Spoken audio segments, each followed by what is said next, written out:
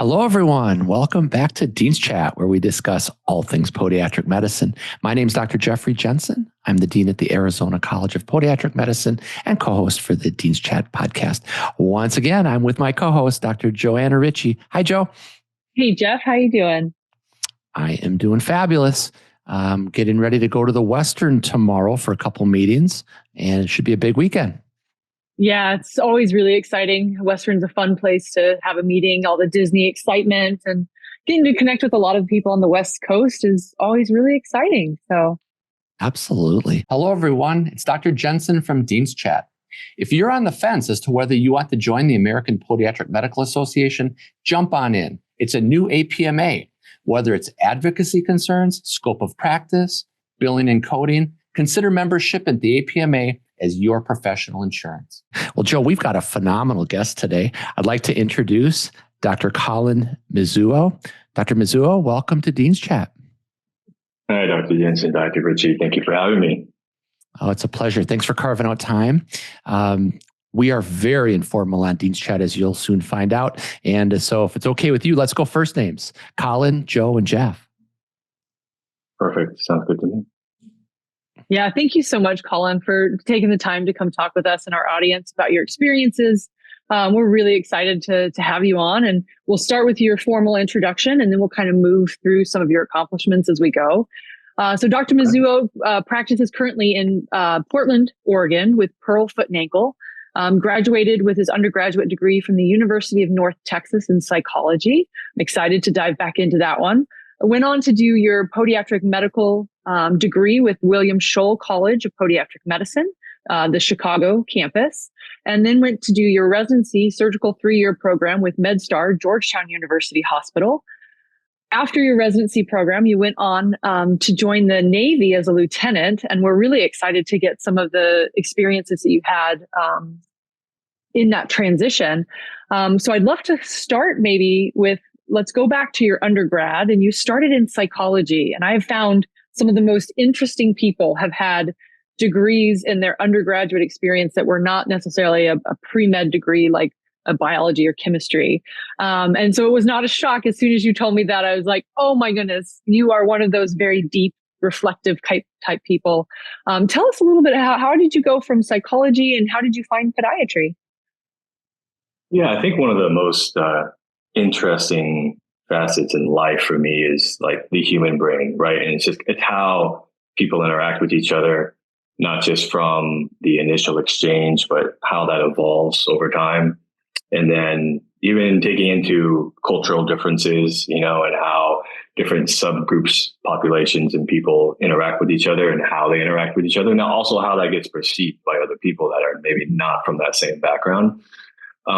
It's just really interesting to see how human nature works itself out and how there are parallels across not only just different cultures, different genders, but yeah, how we can, utilize that, and if you have that understanding, kind of gives you just, I think, a really great knowledge base to not only interact with people, but to apply that into your own life with relationships and obviously throughout your career.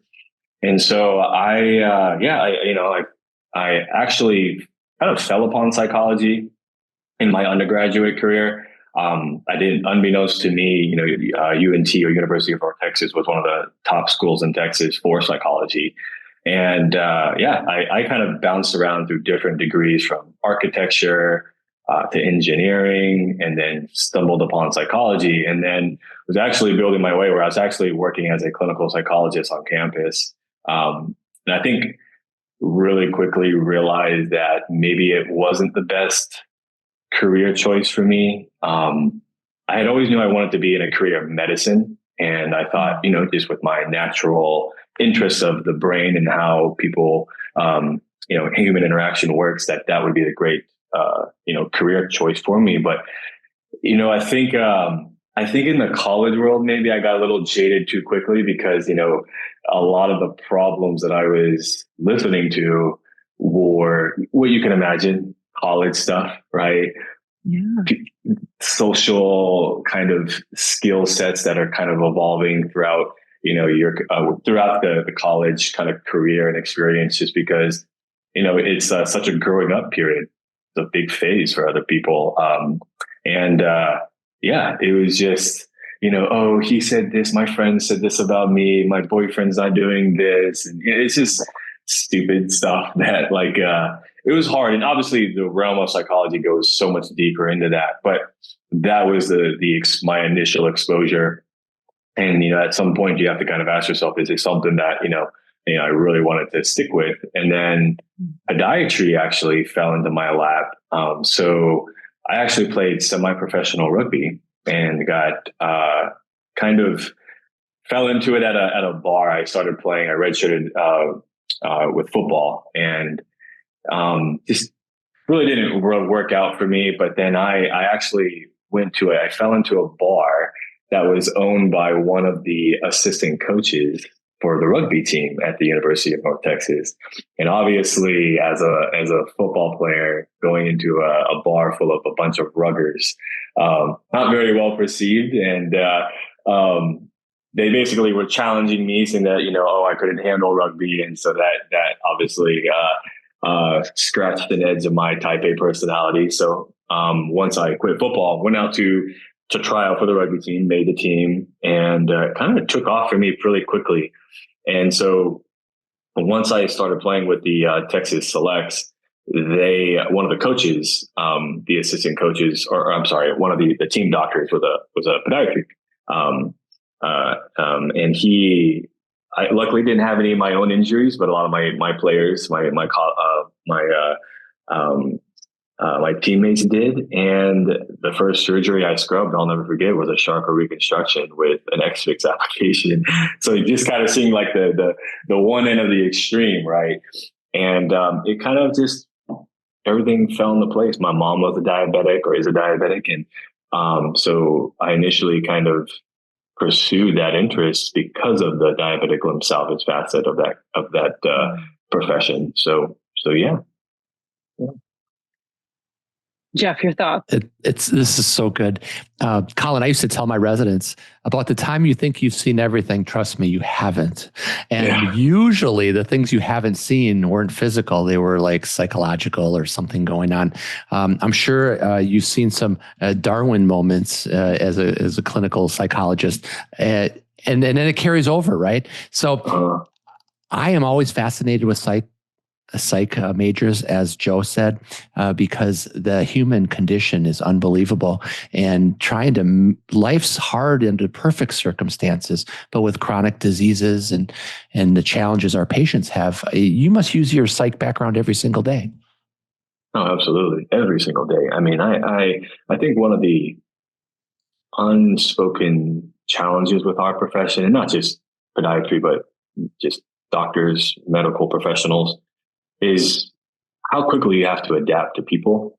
Once you walk into the room, you only have seconds to read the patient, find out what their affect is, kind of an idea of their personality, how they want to be spoken to, what kind of information that they can take in and use that to come up with how you want to articulate that information so that it can be best served for them.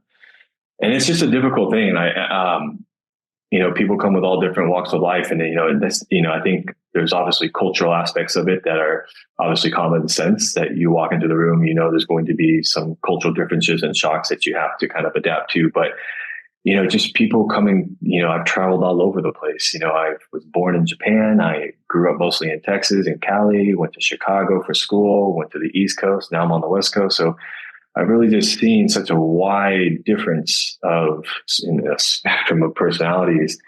And so that psychology degree has not only voted me very well, not only in my personal life, but professionally as well. And I think I've been very lucky, but it's been one of the most probably rewarding and even like the positive feedbacks that I've had. But it's been challenging, because I don't get it right every time. It's difficult trying to, I think, especially nowadays, even more so, where you really have to, that margin of error is so so small, where people like, what, this isn't, because they look at your doctor as almost in a way, like as like a therapist, right? They want someone to not only complain to, but they take it a step further with going about all their life and this whole timeline that's usually unrelated, and they just want to be heard, Yeah. And it's kind of incumbent upon us as the physicians to not only listen, but also figure out, okay, how can we make this the most productive and efficient? And in doing so, sometimes we feel like we're rushing the patient, or the patient feels that way. Mm-hmm. And, that can be a very quick step to get a 1-star review on Google, right? So it's tough, but been very rewarding, and it has served me well. Absolutely.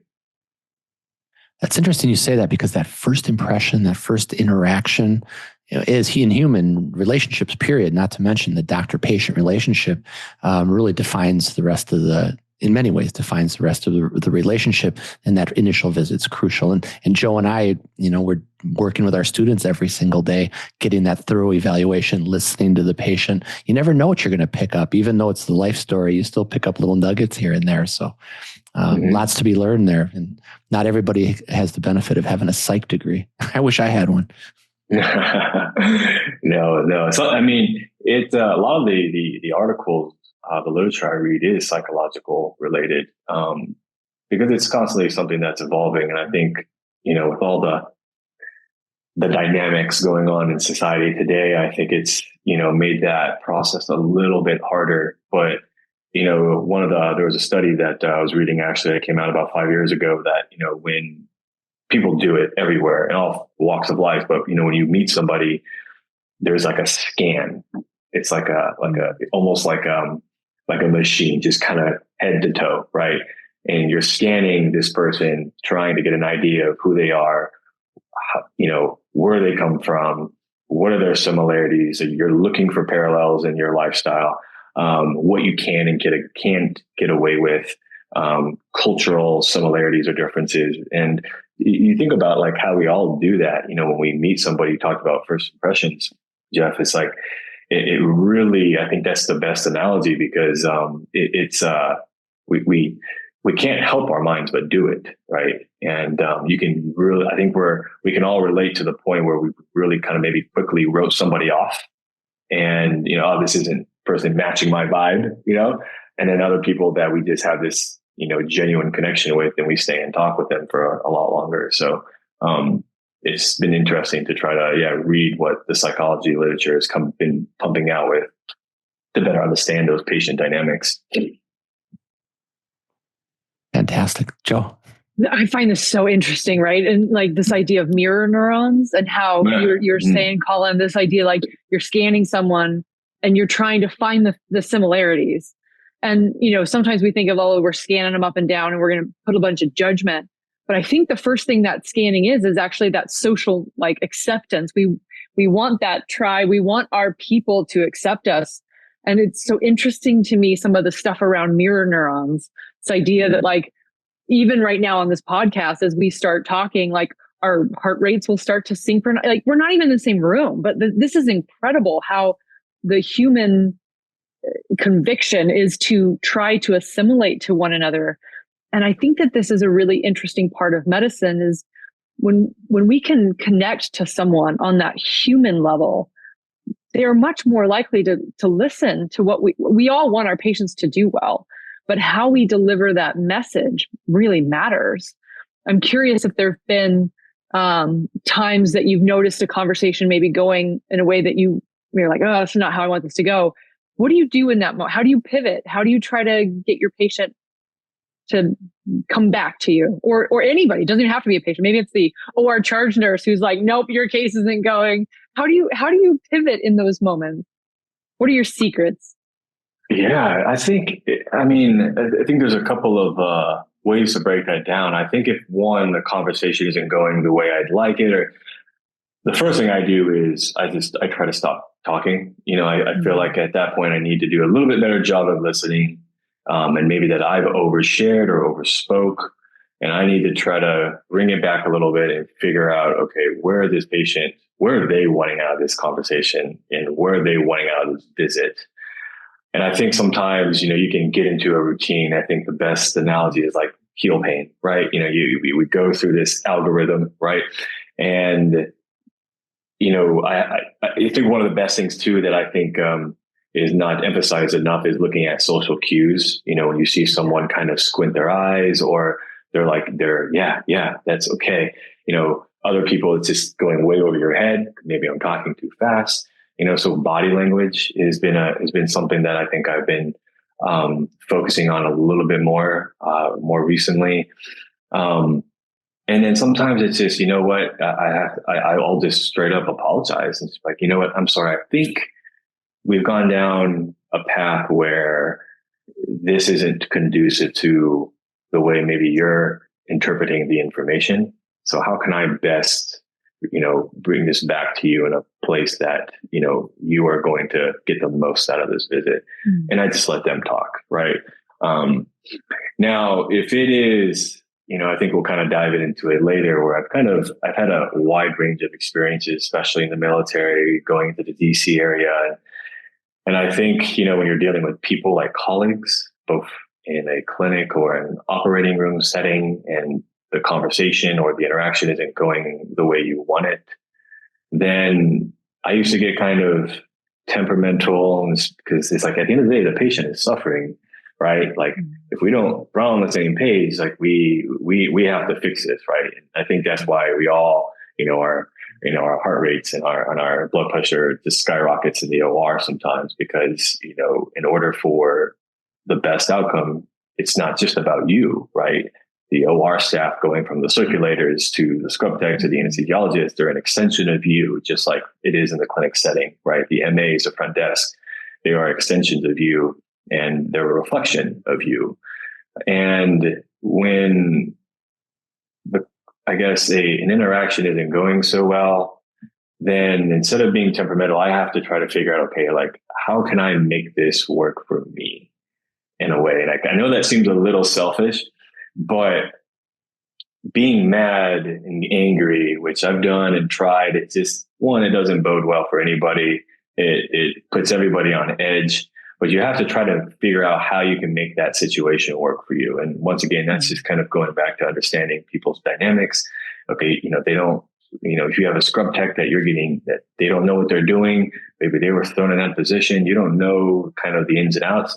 And in the operating room isn't the time to figure that out. What you can do is, okay, this is where kind of their inadequacies are. And this is where I have to be a little bit more mindful, instead of just, putting out my hand and expecting them to understand what the next step in the case is. It's just paying a little bit more attention to detail with people. And I think a lot of that, if you put your emotions aside, you can really figure that out. And it's just a matter of, do you want to, right? And I think that regulating emotions is not only a big part of psychology, but it's a part of the, just being human. It's difficult. It's hard, especially in the moment. So yeah. Oh, I love that. And Jeff, it reminds me of in your graduation speech this year, you had talked about 3% better. Maybe you could like, these are opportunities that we could, not just invest in our academic skills and didactic skills, hands-on skills, but also our emotional, psychological, the way that we interact with each other are other ways that we could continue to work on being 3% better. Yeah. Colin, I've told externs and residents for years that if you're going to work a 10-hour day, that's 600 minutes.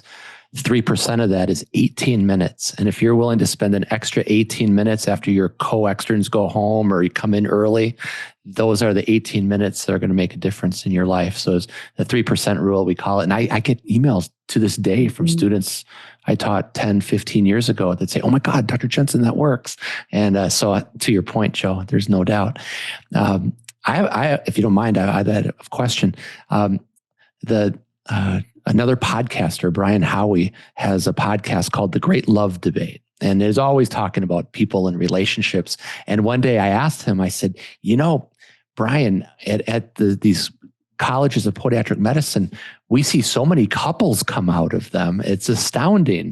And how does that work exactly? And he had his whole theory on it, but you're living proof of it, Colin. You met your wife in podiatry school at Scholl.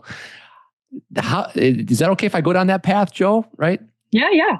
How'd that play out, Colin? Was it school or was it residency? Residency. Oh, my bad. Yeah. Sorry. Yeah. Yeah. MedStar. That's right. My bad. Yeah. It was that she was my senior resident. She was your senior resident. Oh my gosh. She was robbing the cradle. It's my favorite story to tell, so we can go down. Wow, we're ready. We're ready. The floor is yours, Colin. Oh man. No, it's interesting because my wife, Virginia Parks, we as I mentioned, she was my senior resident, but MedStar, so my class was the first year of 8. She had 6. So by the time she was a third year going on to graduation, we had 8 years in my class, eight residents in my class, and 8 in the year below, and then 6 in hers. So pretty big group, as you can imagine. And so of everybody, I would say my wife and I initially, we had the least amount of interaction. I remember the only time we hung out was like this one circumstance where we went to yoga together, and it ended up just being us two because everybody, everyone else bailed. And then kind of fast forward to her third year, my second year, kind of a series of events took place where one of our friends, I'll have to shout out to one of my close friends, Mira Pandya, I set up a going out kind of thing to a Sam Felt who was playing in DC. And so we both had plans, funny enough, which both canceled. So we ended up going, and then the rest is kind of history from there. But I don't know. It's interesting where life takes you, right? You have people looking for love, and then people where love finds them. And, there's no magic formula to it all, but, she's just the best. We found each other in residency, and interestingly enough, we both thought that we would never be with somebody in the medical field, just because, we kind of wanted to, just when we get home, separate that, and not always talk about it. But we find that it's kind of our therapy, it's, talking about the day and, this and that and what troubles us in our successes as well. Right. And so just being able to share that. And I think, a lot of people don't know that, my wife and I, we did about 5 years apart. Because remember, not only was she a year ahead of me, but she went on to do a fellowship, in Philadelphia. And so that was our first year. And then the military, which I know we'll touch base on a little bit later, it's very hurry up and wait, where you just don't know where you're going to go until kind of last minute. So I had no idea, probably until about several weeks before I went to officer development school in Rhode Island. And so I did my 3 years in North Carolina. So that's another 3.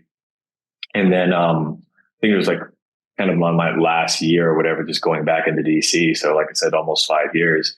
And so I think it would have been really difficult, not to have someone that understood what I was going through, because she was doing the same. You're kind of married to the job in some degree. The patients come first. And so honestly, it was just really easy. It was hard, obviously, doing distance for that long away from somebody, but just also having like a mutual understanding made it that much easier to make it work. And, and then I think, we talked about earlier prior to, but Steinberg, ordained our wedding.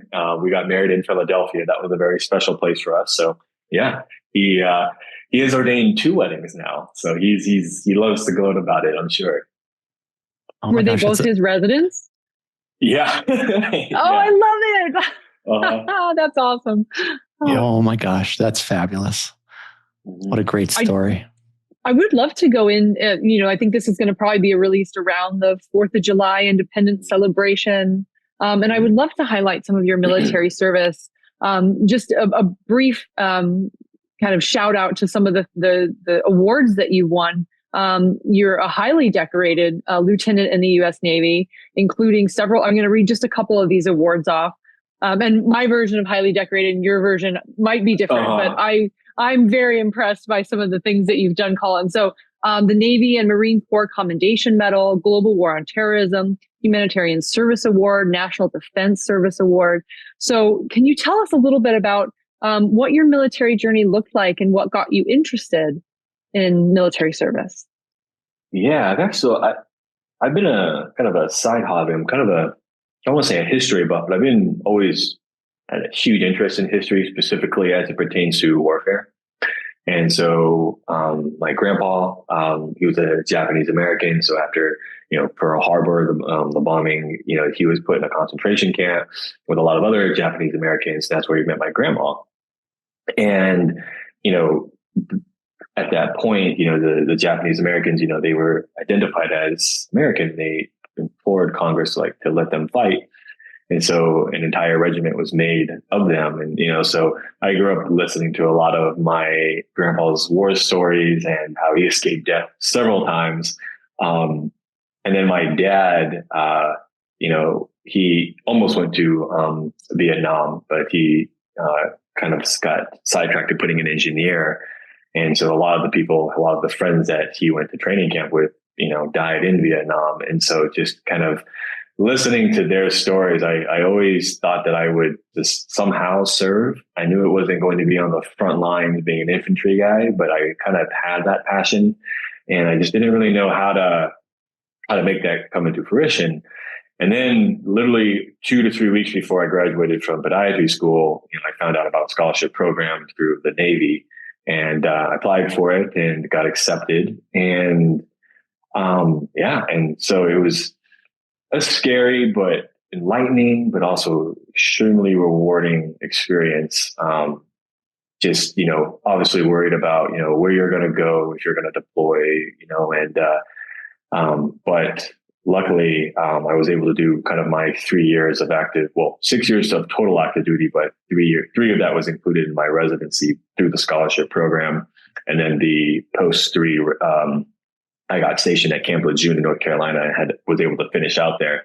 And basically it was, mostly a kind of trauma, and kind of reconstructive surgeon, and found out a lot of different passions that I didn't even know I had in residency. And it was just, once again, there's no better population, I think, than, the people that are serving our country. And it was sad and heartbreaking, but also, once again, one of the most rewarding experiences. And as a development in my career, I got to see and do so many crazy things that, I probably never have had the experience elsewhere. So, yeah.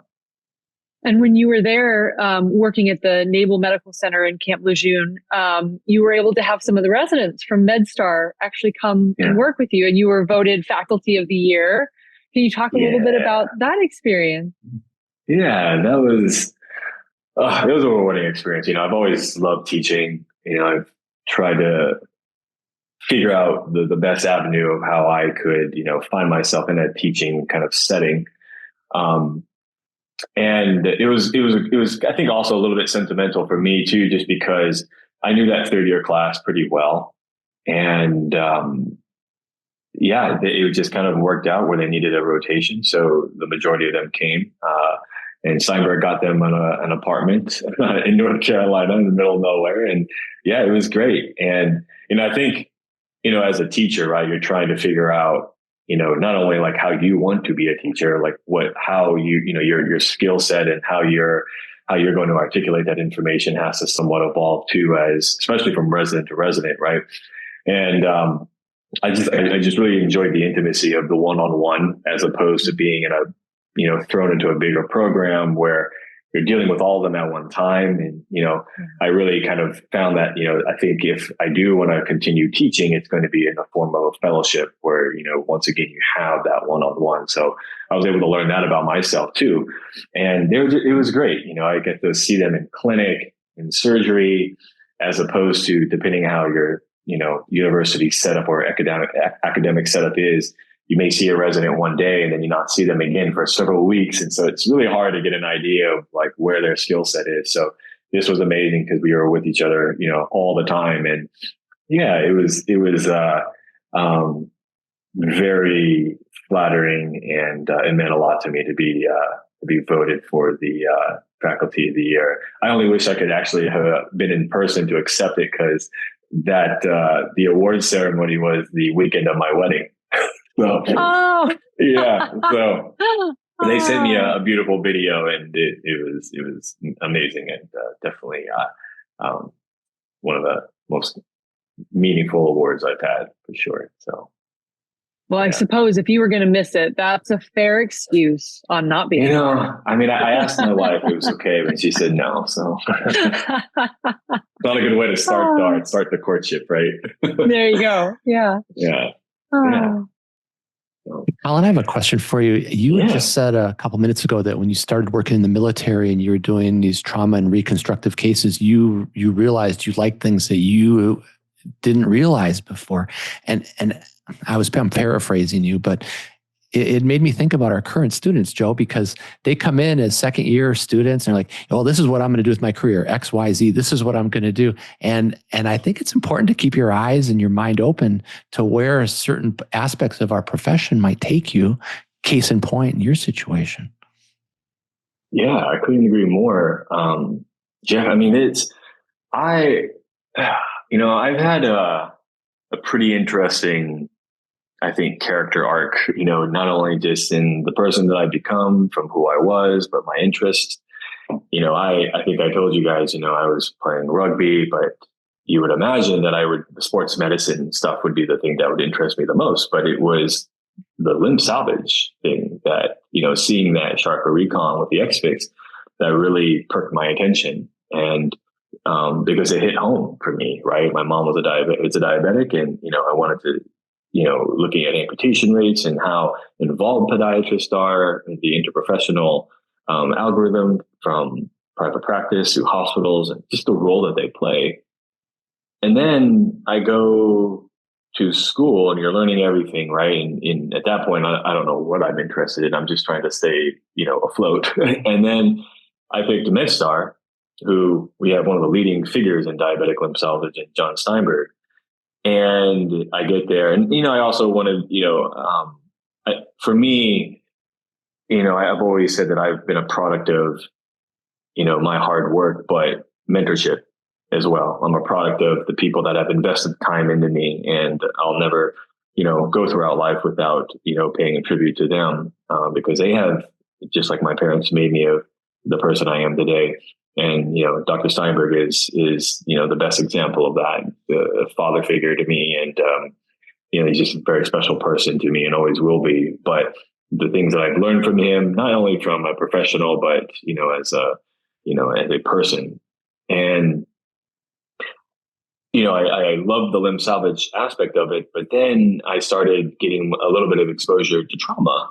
And then I was like, man, I really love broken bones, right? And you think about a shark going away, that's kind of what it is. It's trauma. And then I get into the military field, and I love cartilage, obsessed. Unhealthy relationship with cartilage, just like I have an unhealthy relationship with marble, as we'll probably dive into. But I love it. I love it. Yeah. And as a student, I'll never forget, I shadowed, I went to UPMC, and I saw Dr. Patrick Burns perform an arthroscopy. And he's a brilliant mind, and it goes without saying, but watching him do an arthroscopy case was like a wizard, like somebody like conducting a symphony. It was just the most beautiful thing I've ever seen. And I was like, I want that skill set. And I think kind of as I've, my arthroscopy skills has evolved over the years, maybe it's playing video games, maybe it's just, a little bit extra hard work ethic into that, in developing those skills. It really played hand in hand into cartilage, and regeneration stuff. And so, not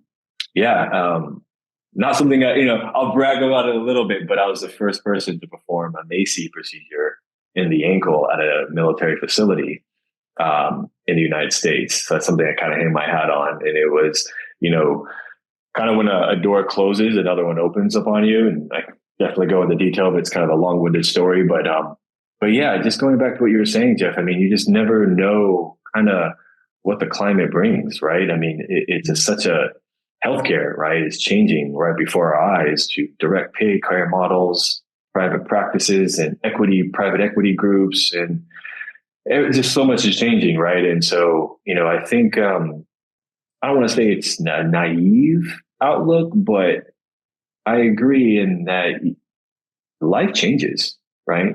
Life is a matter of circumstance, right? And, you can be as gunnerish, it's funny because all the gunners that I knew in school, all of them are in families, have families, they prioritize kids. None of them are doing the 10 million committees and things like that, and then in the flip side, people that kind of were very quiet in school, or, some of the kind of on the forefront in the leadership aspects of our career. And then things change, right? You have a family, your priorities change, right? And so you never know. And that I think plays into not only personal ambitions and interests, but kind of how medicine is changing too. So we kind of have to evolve and adapt to that as well. That's wonderful. Everything changes, but one thing stays constant. Anybody that works with Dr. Patrick Burns speaks so highly of him. He was on our podcast, Colin, almost a year ago, probably, Joe. And just crazy it was that long ago, but yeah. Yeah. And that was a beautiful segue. Sorry, Colin, go ahead. Oh, no. He's on my Mount Rushmore of podiatrists. So yeah, I can see that. I don't think I don't see how you could say a bad thing about him. He's such a brilliant guy, along with a lot of the mentors I've had, like I said, Steinberg and, a couple of other people that I've kind of watched their careers very closely. So. And as we kind of transition just a little bit, you had given a little bit of a teaser there about committee work and other things. Before we dive into another part of your life, we're going to take a quick word from our sponsor, the American Podiatric Medical Association, and then we'll be right back. Jeff, I'm really excited. We're taking Dean's Chat back on location, on the road, this time at the APMA conference this summer in Dallas, Texas. That's right. We'll be in Dallas at the Gaylord Hotel between July 24th and 27th. And we'll actually be recording Dean's Chat episodes at the Pod Expo, which is in the exhibit hall. Yeah, and I heard it's adjacent or right next to a pickleball court, which sounds like a lot of fun. Yeah, they're going to play pickleball actually in the exhibit hall. And I think it's sponsored by Skechers. And rumor has it, Megan McClellan's been training for it. Yeah, I'm going to need to do some training for it. I thought I might recruit your son to give me some tips. I'm sure he'd be up for that. Well, I am really looking forward to catching up with all of our friends and colleagues in Dallas. And if you've not registered for the APMA National yet, go to apma.org/thenational and sign up today. Please do stop by the booth too when we're in Dallas. We'd love to interview you for a Dean's Chat episode. Yeah, we love connecting with our audience and our past and future guests. So please come by and say hello. And now back to our incredible guest on the show. All right. Well, welcome back. So, I'd love to transition, Colin, into some of the work that you've done with the American Podiatric Medical Association. You've been part of the Young Physician Leadership Panel, and I'd love to hear your experiences with that. Yeah, that's just, I think for people out there that, are wanting to get involved, that, I think one of the questions I get asked most by, residents and students alike, is, what's the avenue you take to be visible and to get involved? And, I think it goes along the lines of the question that they ask about how to become visible. Well, you've got to make yourself visible by going to conferences and trying to also finding your strength. I think that, there is this heavy emphasis on going to the big national meetings like the APA National and FACFAS. And that's great, but you're a small fish in a big pond, right? And for me, I know that people think that I'm very sociable. And I think, and don't get me wrong, I am, but I'm not my best in a big setting like that. I like more of the intimacy and, small groups, small crowds. Because I think when you have too much people, for me, it's like overstimulating, and I'm just like, like the dog squirrel, and it's just a lot of input for me. So I really like to kind of,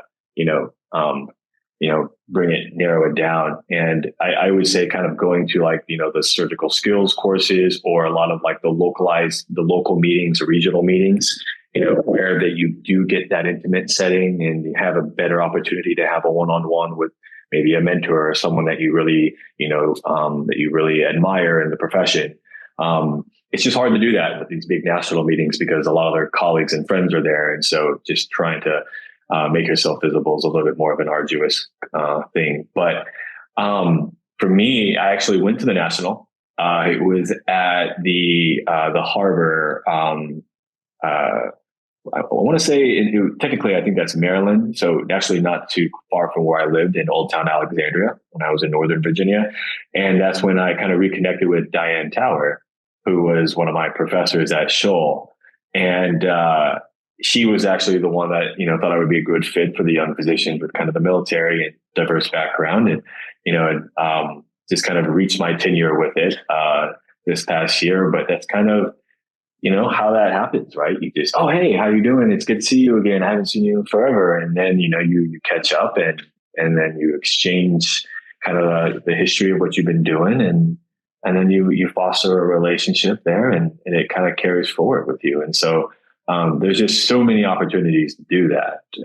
And so that's really how I started to get involved with APMA. And this is my third year lecturing at the National. So I'm excited to do that. Under the tutelage of Dr. Burns, I think he's the educational chair for the committee.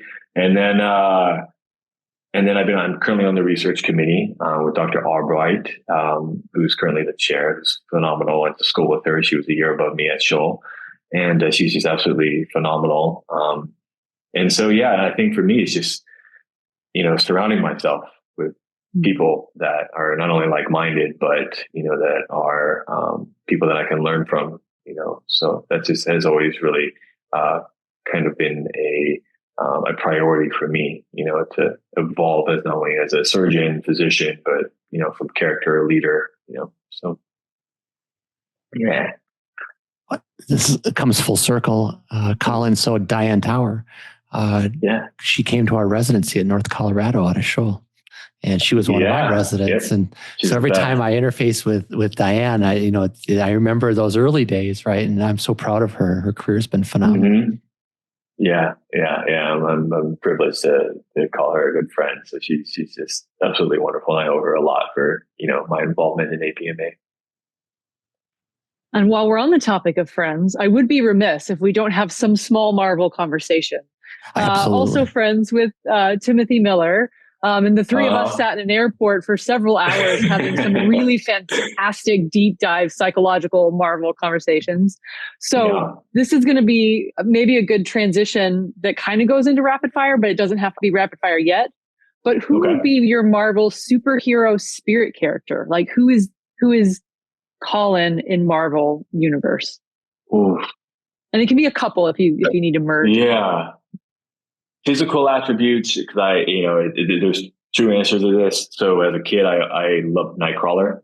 That was I don't know why. Well, I do know why. I mean, I just being able to pop into places and just kind of like being the acrobat. And when you dive into Kurt Wagner's character, who's Nightcrawler, as the alias, I think he's just such a, he's an outcast, right? He's a different color. He has a tail, and he's different. Right. And so, kind of one of the quotes from the movie is that, a lot of people will never understand what they see with their own two eyes. And I think that kind of, it just always kind of resonated in me, right? When we don't understand something, our first reaction is to kind of to push away, right? We want to retreat into our own identity in a way.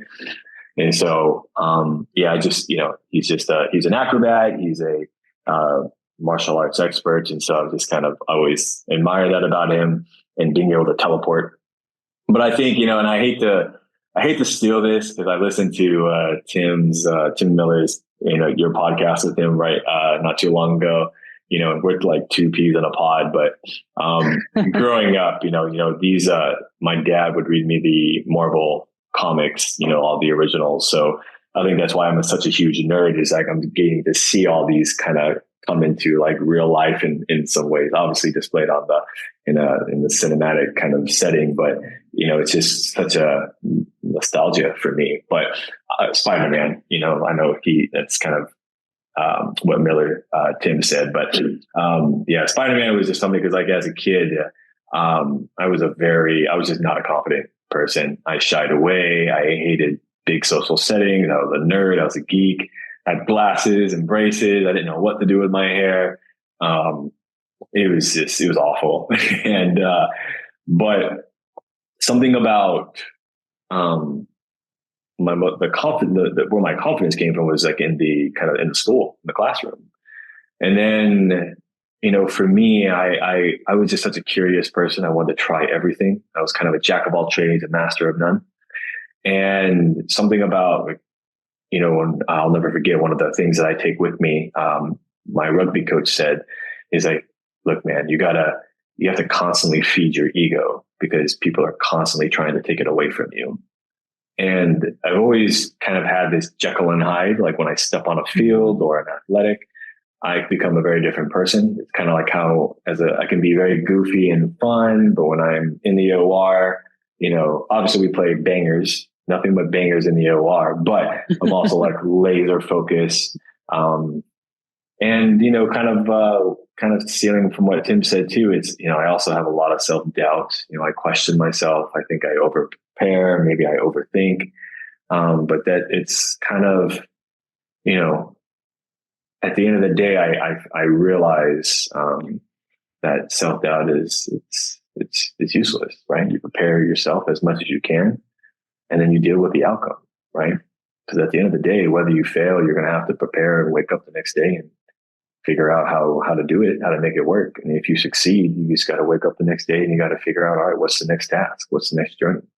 Right. And so it's just getting there, right? It's tough. And so when I put on that mask, just kind of like Peter Parker does, he becomes this overly confident, and almost kind of cocky, character, which is completely different from his natural persona. So, yeah. Oh, I love it. Joe, after our interview with Tim, I went and watched the initial Spider-Man Marvel.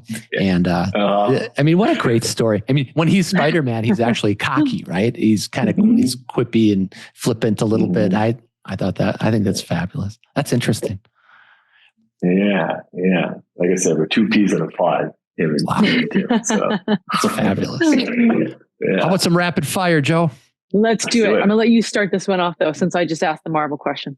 Okay. Having traveled and worked in so many different environments, Colin, if you and your wife get a weekend to go anywhere, where are you off to? Somewhere I've been before or somewhere new? Wherever your happy place is. Oh, Portugal or Costa Rica? Ooh. Portugal or Costa Rica. Nice. Mm-hmm. Probably Portugal for me. That's where I want to retire. Really? I love it. I love Portugal. I've been there 3 times. That's funny because interesting. Joe knows that my son plays pickleball, and he's in Portugal right now teaching pickleball, and he loves Portugal. He just loves it. He was in Barcelona, Madrid, and they went to Portugal, and he said Portugal's his favorite. I'm jealous. Oh, he's living my dream. Maybe not the pickleball thing, but I want to play. I know it's the big thing right now, but yeah. Oh, Portugal is a beautiful place. I was referencing the Portugal thing more than the pickleball thing. Yeah. Of course. Yeah. All right, Joe, your turn. All right, Colin, we're going to go with the deep one. If you could invite any 2 people from any time in history, it doesn't have to be a famous person, but it can be. Who would you invite to dinner and why? You said 2 people? You could 1 or 2. Yeah. Sometimes it's hard for people to pick just one. So we'll give you an opportunity for 2. But if it's just one, that's fine. Number 1 is Kobe Bryant. Yeah, I've kind of modeled that obsessive behavior, I think in podiatry and the committees, my professional involvement, for better and for worse, I've had to learn how to dial it back and say no to things. But, kind of like in a way, like the killer instinct in a way, the mama mentality. His passing was like one of the hardest things I remember, that I had to deal with. And it's just someone I had looked up to. And how you can draw parallels from, from a professional sport to, just being devoted to your craft. So that's what that's what that would be my number one, for sure. And then the second person would be my grandpa's father. Just to kind of understand how he dealt with the change of times, my grandpa, his father brought him from Japan to the States. And so just wanted to see, trying to understand what that experience was like, the hurdles he faced, things that, we could never fully understand because we can't relate to it. And so I think there's just a lot of lessons to be learned from that. I would just like to see someone from my own family tree that otherwise would have never had that experience or been able to share that interaction with. So. That's beautiful. That is wonderful. Colin, have you seen that video of Kobe Bryant was on the baseline and they were taking the ball out and the guy had the ball in his hands and he did one of those right in his face. And most people would jump. Kobe didn't flinch. Yeah. Barnes. Yep. But you remember, I remember that video and I've watched it several times. I've gone back and looked it up and I don't know. That's like superhero Marvel kind of stuff, right? I mean, he didn't even flinch. And he was like, the ball was like a centimeter from his nose. Unreal. Yeah. Barnes is a goon too. And, not too long after that, Kobe got him to play with the Lakers. Very good. Mm-hmm. The NBA season's coming to an end. It's killing me. I love basketball. I know. Well, Colin, we're running a little short of time. I wanted to thank you for carving out time in your busy schedule to share your story. I mean, it's a phenomenal story. And Joe, it just makes me feel great that so many people we interviewed, Colin, we've never met before, but we have a lot of connections and interviewing our colleagues in podiatry has been a true joy, no doubt. Yeah. Thank you for having me. It's just been wonderful. And thank you for offering this platform to us. So it's been a wonderful experience. And thank you so much for having me. You're welcome. Joe, any last words? No, thank you so much, Colin. It's been such a pleasure to get to know you a little bit. And it's just wonderful to have these experiences to share with our community and share with students that are interested in doing something in healthcare, but don't know what it looks like or what it means. And maybe this is something that might resonate with them. And students that are going through it, residents that are going through it, we really appreciate you coming and sharing all your experiences. Sure. Of course. It was great to meet you in the airport with have that interaction with you and Tim and just being a complete stranger and then just going into that deep conversation that we had. That was just totally, that was just amazing. And it's nice to see that kind of moving forward ahead to this platform and sharing this talk with you. So thank you. Well, thank you again. And if you're listening on Apple or Spotify, please give us a 5-star rating. Joe and I are always asking for people to give some comments. Please give a comment or two. And if you're watching on YouTube, by all means, become a subscriber. Colin, we're going to send you a Dean's Chat mug. I don't know what your choice of beverage is, but it's big enough, morning or night. Go for it. I love it. You never have too many coffee mugs. I'm with you on that. All right, everybody. Until next week. Cheers, everyone. Bye-bye. Cheers.